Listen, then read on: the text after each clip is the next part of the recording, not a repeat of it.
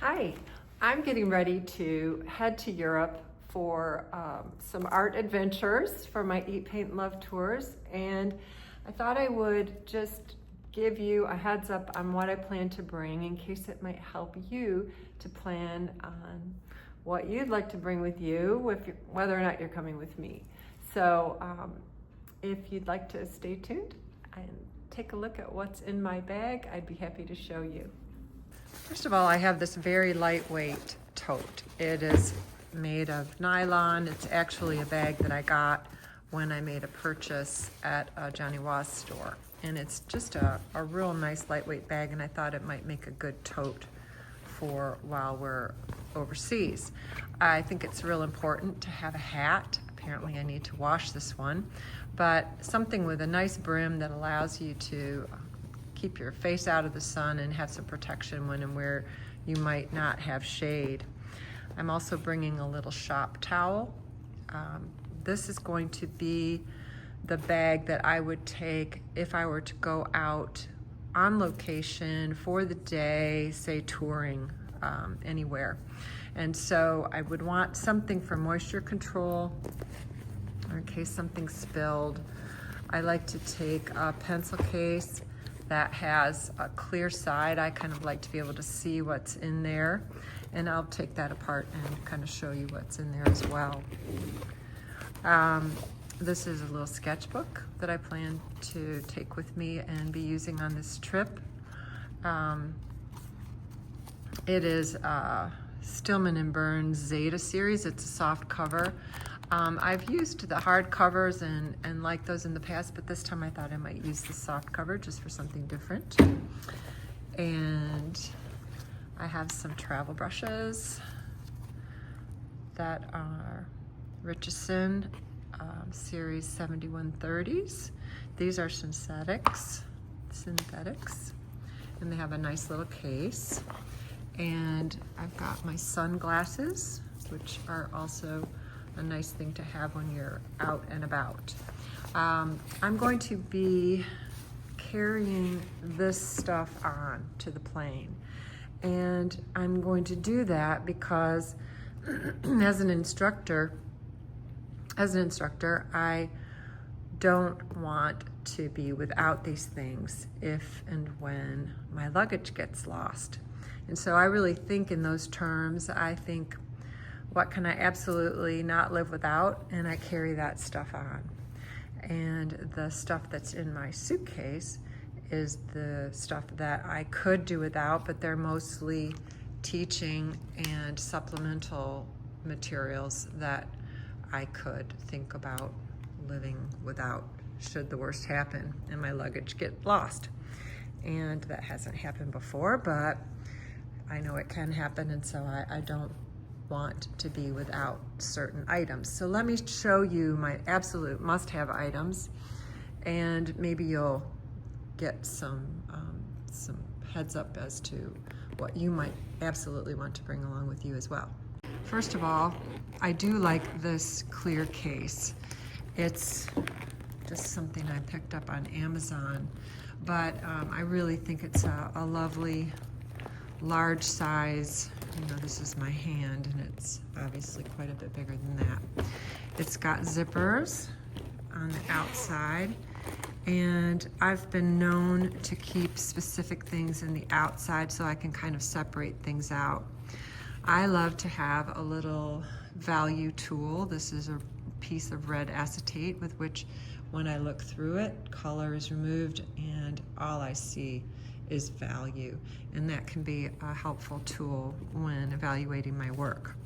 I've got these large rubber bands which can go around a sketchbook page quite easily, like so, and if the wind is blowing, it can kind of help me to keep things open and static. And I'm bringing a few extras of things because I'm an instructor, and if my students are having trouble, I like to be able to maybe lend them a hand with something that they might not have thought to bring. So that's kind of how I will keep my sketchbook together with the rubber bands. I also like to tape my pages. Sometimes I like to tape smaller paintings into larger sketchbooks, and this is a nice tool for doing that. This is some Blick artist tape in about a 1/2 inch size, and this can really do a nice job of something like this, where if you wanted to tape a smaller piece into a larger page, you could do so with this white tape, and it would not create such an obvious border. This was done with washi tape, but I think the artist tape is a nice compromise. If you're going to bring one type of tape, this would probably be my choice. Let's see, I've got a nail file in here, more rubber bands, and a kneaded eraser. So that's what's in the outside pocket there. Inside I have an empty water bottle. It's a fine mist. And in here I've got some various drawing items. This might be kind of a rudimentary kit that I would take out into the field with a water brush, a brush that you can fill the handle. This is an Elegant Writer water-soluble marker with an archival black. This is a Signo Uniball pen in a bold tip. I love those pens. This is a Uniball Signo white pen. I'm also a big fan of those. Micron 05 is another pen I love. And this is the Uniball Signo pen in black, but with a micro tip. So I've got both the bold and the micro. This is my favorite mechanical pencil, very inexpensive, but it has an eraser that works very well on watercolor paper. And this is the Pentel Click with a 0.7 lead. This is the Woody Stabilo crayon, which is another water-soluble black that I love to use. And this is a little white crayon for creating a resist on the surface. And again, another kneaded eraser. So if I were to go out into the field with the bare essentials, it might look something like this, where I would put this little kit into my purse here with my brushes and with my sunglasses. And you're wondering, what about paint? Well, there's a couple of different options that I plan to use for paint. This is one. You can see that I have packed this in a Ziploc bag, and that's generally what I do. This is a new little palette that I'll be trying out for this trip. This is a Shy Artist palette. Shy Artists are going out of business, unfortunately, but this is a pretty cool little palette that they created with deep wells and a whole lot of mixing space. So I'm really excited to try this out in the field. I think it's going to be one I'm going to enjoy. And it folds up really nicely like that. I went ahead and I made a color chart, and not only for myself but for my students, so they'll know what I'm using and how I kind of organized things. If you want to take a screenshot of that, you could do so. Then I kind of put it all together like so and put it into the Ziploc bag. So I would put that together with what I showed you, and I could go out and I could plan on really being prepared for a nice, easy breezy day of plein air painting. I might also throw this towel in there. I might also throw a packet of just some Kleenex, some small Kleenex like this. That might be a helpful thing to have in that kit too. Now, if I wanted to embellish that, I might think about bringing more brush options. These are some imitation sable brushes. in a little larger sizes, and those can be helpful when we're doing larger washes, or this is always a tricky little bit of business when you try to put these back. I would always suggest that you do so when they're wet.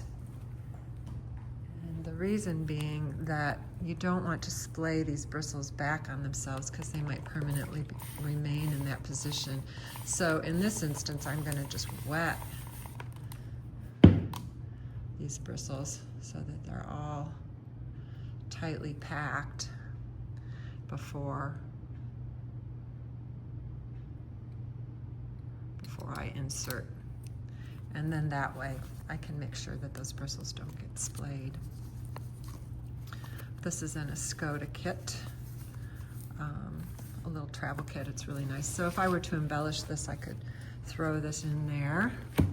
I am taking all of these on the plane with me because I have found that sometimes my fountain pens tend to leak if they're not under pressure, and sometimes they'll leak even if they are under pressure. So these are my fountain pens, and I've got a Pentel brush pen, I've got some Pilot V pens, I've got some Staples OptiFlow pens, and I have my lovely favorite, my Platinum Carbon ink pen. And so these are just some wonderful flowy ink pens that I like to have at my disposal, but they might leak. These are more OptiFlow and V pens. They might leak, and so I'm keeping them in a plastic bag in my carry-on with the hope that hopefully the pressurization of the cabin will keep them from leaking. Here's some more pencils, mechanical pencils. I bring extra because I am a teacher and I like to have a few of these extra items in my toolkit so that students can take advantage if they're less prepared than I am, which is often the case. So I've got some sticky notes here in case I want to make notes to myself. More brushes in case they're needed. These are little American Journey travel brushes. And I also am going to bring this pencil sharpener in case it's needed. This is a really nice one made by Coom, and it's housed in this little unit that collects the shavings. And so it keeps you from making a big old mess wherever you are. It's a very nice sharpener. And then this is my bleed proof white, which I just love in case I need to recapture some white along the way. Nice to have that. And I'm gonna just make sure that I carry all this on so that it doesn't get lost and it's available to me should I need it. So that's what's going to be in my carry-on. The absolute essentials. And if you'd like to know what other things I'm bringing, you can continue to watch. These are a few other supplemental items that I might bring along with me just because I'm kind of a geek and I like to do some different things in my sketchbook. You'll notice that I have some walnut oil here. And before I travel with this, I'm going to tape the lid of this up. And I'm going to make sure that it's very secure. I'll probably put some stretch and seal, or press and seal, that's what they call it, around the bottle, maybe, and then put it in a baggie so that this doesn't leak all over. In addition, these are just some different brushes with a few squares here. And when I'm painting architecture, sometimes it's really nice to have square brushes. This is one of my favorite calligraphic pens here. Let me hang on for a second. You can pull the nib out and it stores right inside the holder. It's a pretty cool little pen. I can't even remember now where I got it, which doesn't really help you, but you could maybe take a screenshot of it and see if you could find it online as a source. It's a wonderful pen. It goes and goes and goes. If you want a pen that just has a amazing engineering for dip, as a dip pen, if I had two hands here, I would be able to put them together. But this is another nice one. It goes a long way as well. This is the Tachikawa dip pen. I like dip pens because they get exhausted and they run out of ink, and it creates a nice varied line. I like to have a wash brush, a hake brush, I think can be a nice tool for that. This is really inexpensive brush. I try not to bring my really good sable brushes when I travel, just because I don't want to have to replace a $100 brush. I don't mind replacing a $10 brush. This is a little loosey-goosey brush for, something that might be a little haphazard. And I always sign with a rigger. And so I like to have these brushes available for signing things.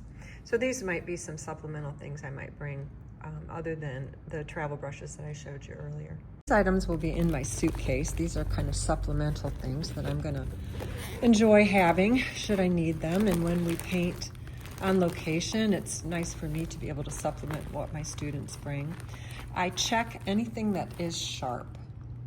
So in this case, I have some box cutters and some plastic razor blades and some scissors. And sometimes all of these things come in handy. And so I'm going to make sure that these are in my checked luggage.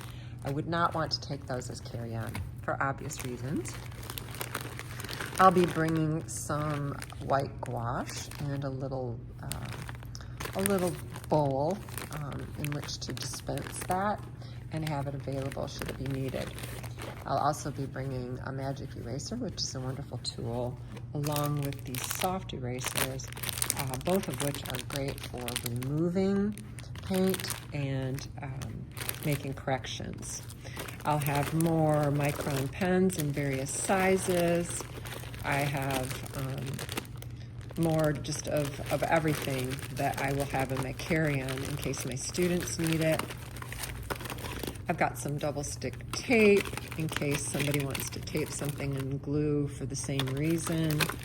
I've got my little fine mister with my husband's picture. Isn't he cute? But just like Brad Pitt back in the day. He's my fine mister on top of my fine mister, so a second little misting bottle. This is an inflatable towel. So this is kind of a cool thing to think about bringing instead of a regular towel, to kind of have this in your bag. So I'll put that in my carry-on. So maybe I don't have to take this towel with me onto the plane. And let's see what else is in here. A blending stump, which is kind of a nice thing to be able to access. More sharps in here. A credit card for scraping.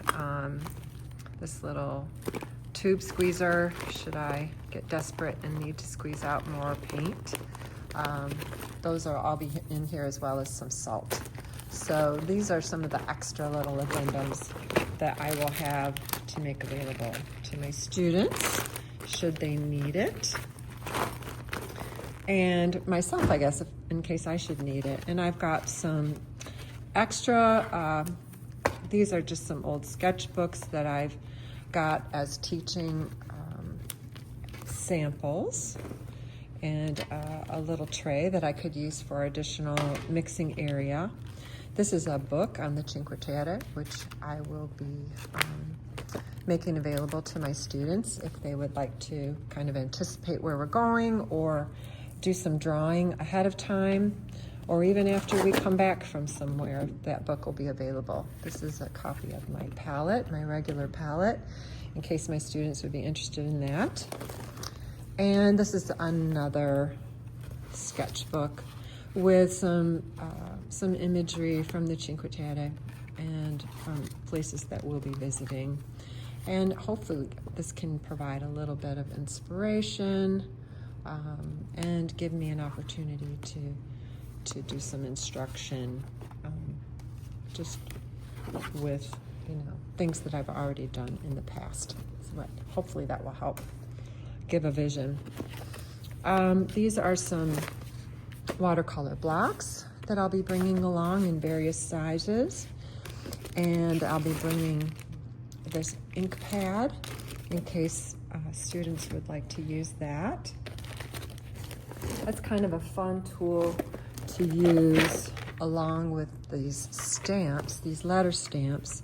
And this can be a way to add text and interest to some of your sketchbook pages without having to do your own lettering, because sometimes I have found that's a real problem for my students. They don't have a lot of confidence in their lettering, and so that can be kind of a fun cheat.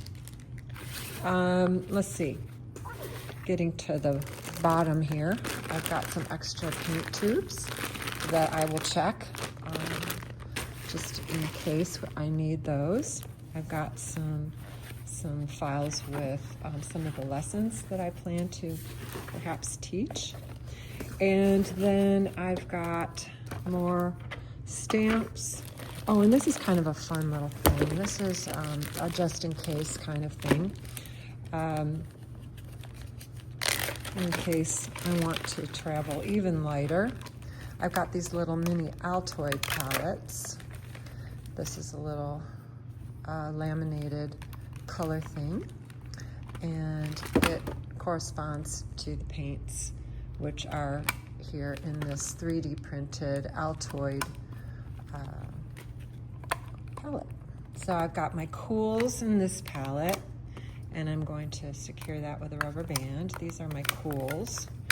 You'll say, oh, well, yellow's not a cool, but when I mix greens, it's nice to have a yellow that is dedicated solely to mixing my greens. And these are my warm colors, and this is my little color guide. A lot of times when the paints are in the wells, it's really difficult to tell what the color actually is, what from the mass tone. And so it's kind of nice to have this guide available, and I kind of made it in a size that would fit inside there if I needed it to. But for the most part, it's going to be hanging around on the outside and clipped similar to this. Okay, and then last but not least is my little makeshift paper holder, which is secured with Velcro tape. And I basically made it from a piece of, I don't know, what is this called? Mat board? No, it's not mat board, it's foam core board, that's what it is. And this is the back of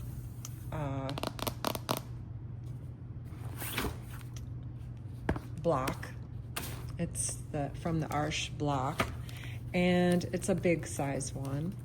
And so I put torn sheets of paper, and I've got some that are blank, and I've got some that have drawings on them, and just things that I might find handy when I'm on location or if I want to do a demonstration. So all in all, just extra paper, lessons, and then extra materials are the things that I'll be checking. I think my biggest hint for you would be to just go light.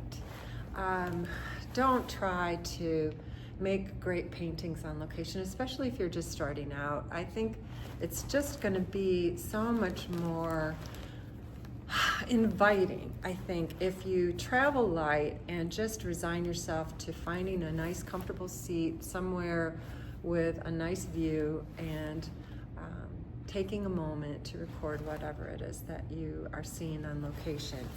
Something light is going to be so much easier than lugging around something heavy and cumbersome, and I think it will make your plein air experience that much more enjoyable. So I hope this helped you. If it did, I would appreciate you thinking about liking or following or all of those things that that you can do to help raise the visibility of this post maybe to someone else who might be in need of guidance of this sort. I give regular tours overseas annually to Italy, and this year I'll be also going to France, and I'm hoping to go back to Ireland before too long. And so stay tuned for those, and you can join my newsletter. I'll try to put a link in the description below, and I'd love to have you join me sometime. We have a great time on my Eat, Paint, Love tours. So enjoy whatever you do, plein air painting, and I hope that this little video has helped you.